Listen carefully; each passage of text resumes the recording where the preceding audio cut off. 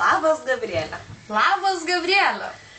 Taigi, susirinkome čia, kad tave pasveikinti su šia nuostabia diena, kurios kaltininkė esi tu. Taigi, išaušo šita nuostabi vasario 28-osios diena. Tačiau mes tau žadėjom saulę, bet jos nėra.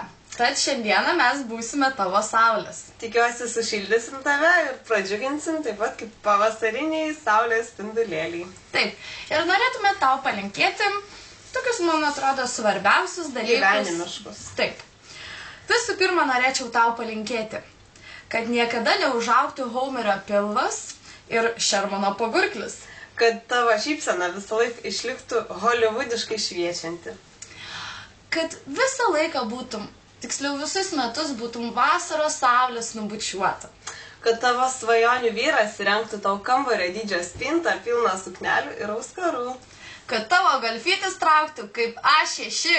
Ir kad tau niekada nepritrūktų šampano. Ir degtinės, aišku. Taigi keliam šios stikliukus už tavo sveikatą. Lauk mūsų, mes jau atvažiuojam. Mua.